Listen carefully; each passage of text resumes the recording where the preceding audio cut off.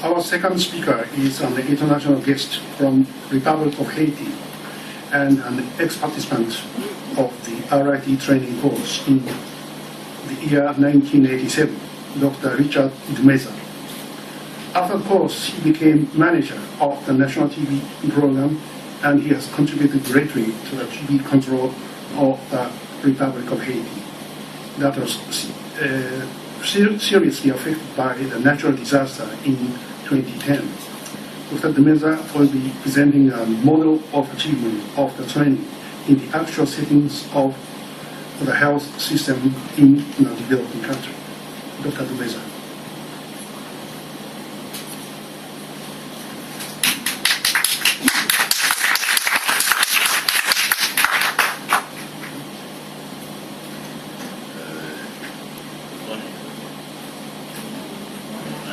Try to, it's in French, but I thought that we will have a translator. I will try to present it in English. Fly. Yes, for those who don't know, Haiti is a little country, and in brain, he shared the island Hispaniola with Dominican Republic, and is near Cuba, Jamaica, Puerto Rico. The area is 27 square kilometers, and you have a population of 10 million, very high density population. Capital is Port-au-Prince. Urban population 48%. The men live about 60 years, women 63 years, and per capita is about $650. More than 77% of the population live with less than $2 a day. People, we can read about 49%. Population increase about 2% per year, and 30% of the population have no access to health centers. So there is some indicators about the health situation, very bad health situation. 300 per 100,000 people live birth mortality. The maternal mortality for live birth 200 for 100,000. Mortality,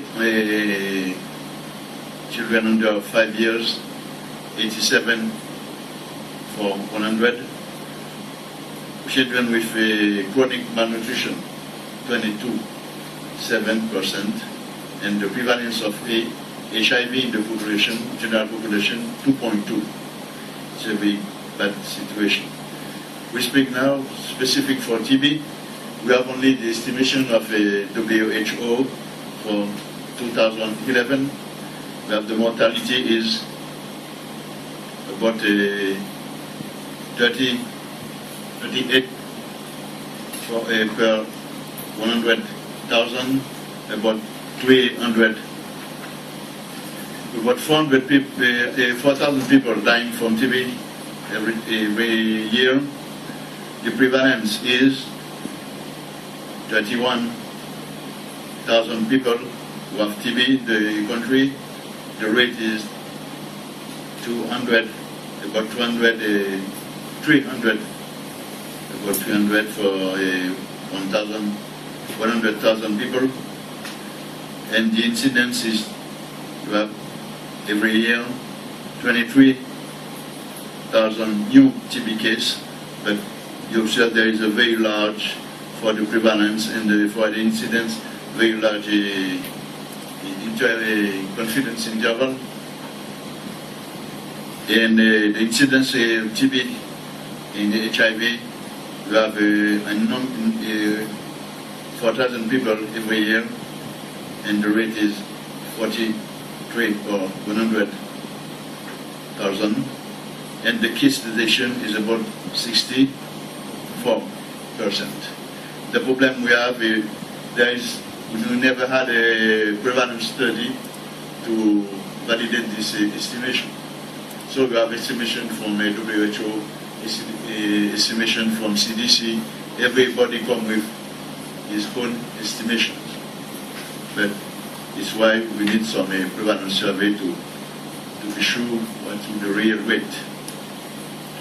The trend of the case finding from 2004 to 2010 is for the, you have the same curve. There is no very large increase in the TB all form. And you want the green line is for TB with smear negative TB, and you saw that it decreased. How the country is a high HIV prevalence. We don't have a lot of the smear negative pulmonary cases. It might be due to lack of X-rays or culture. We don't have the means to diagnose this case. It's the same for the extrapulmonary TB case, that it's a flat line. That did not increase with the years. It's always the same numbers. It's true. It's because there is no means to diagnose these cases. And we began with the Mondial Fund in 2005 to 2009, and the problem, you see, I don't know, there is not a very large impact of this money in the country in the TB case detection. So we say that we have now to go to the social determinants of the TB. Only you don't have to struggle against the disease, but you must struggle against the social determinant of the disease, because it's a very, very poor country. And about the social determinants, we have to go to HIV infection and about the economical situation of the population.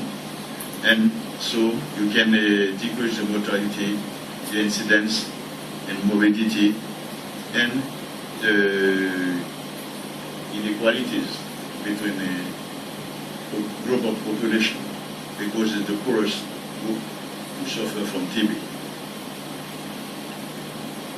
And we've got how to get the money. The problem is not to spend the money in the developing country. It's how to spend the money in the developing country. You can spend a lot of money and you don't have any. But that did not increase the case detection, the treatment rate. So before you go to a country, you have to have a very good project, and the project that we made with the population and with the government of this country. It was a very important list for us. And we need now to evaluate a good evaluation of this program to understand what this external financement, what we can do with this external financement and the result of this external financement. And this is my second stay in Japan. My first stay was in 1987 for the JICA course in AIT. I spent about 2 months and a half in Kyoto. It was a very, very good experience. You know, when we are in Haiti, what we know about Japan is Toyota, Nissan, and when you come, you see I don't know how to say in English, the civilization, very good civilization, very people, very is you say that something was very fine. When you have we say very good civilization, ancient civilization, and we can say it's absolutely necessary to continue with the discourse because of the new problem with tuberculosis, infection with TB, MDR-TB, migratory movement, and comorbidities also. You know that diabetes is increasing in the world, and we have a lot of people with diabetes and TB. And we hope that the collaboration between RESULT, Stop TB Partnership will continue with Haiti. We have had the LEMP program, going to use the LEMP method. We have more than 10 technicians that have the capacity to do the test, and we hope that it will continue. And we had également, also, we hope that we can do the prevalence survey. I don't know, but it's very important for us to know to have new methods to diagnose TB in the country, because pill is not enough. We have to have new method to diagnose a SMIR-negative TB and to know really how many people are suffering from TB in the country, and not everybody come and give a number, and it's not never the same number. Thank you very much.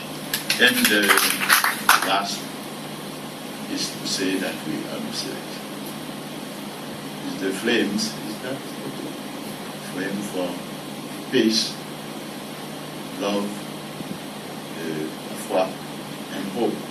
And we have with this conference, we can continue with the collaboration with RESULT and Japan TB Partnership. Thank you very much.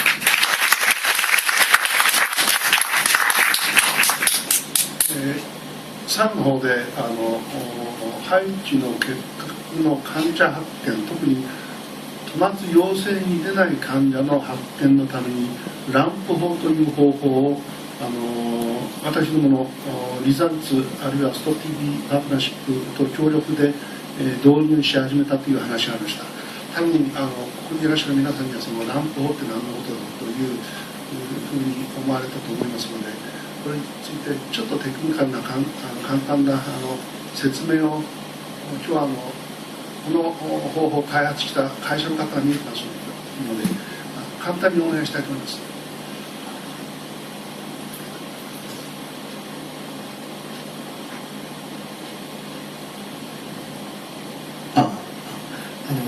私、英検科学株式会社の森と申します。私ども英検科学ではですね、ただいまご紹介いただきましたランプ法という非常に簡単な遺伝子検査法というものを開発しております。で、これの検査法をですね、特別な高価な機械とかですね、トレーニングとか特に強いトレーニングなしに、簡単に使えるようにデザインされておりまして、これは地方、発展途上国の、地方のスメアセンターのようなところでも使えるようにデザインした製品でございます。で、これが本当に使えるかどうかを先ほどご紹介いただきましたようにハイチの方でリザルツジャパンさん、それからストップ TV、ジャパンの、森先生はじめ、ご評価いただきまして、非常に有効な方法であるというような見解が得られております。で、これをもとにですね、ハイチをはじめ世界中の、感染症対策や、それをもとにした人材教育のようなものに、私ども民間企業の立場で、ご協力させていただけたらと考えております。以上でございます。ありがとうございました。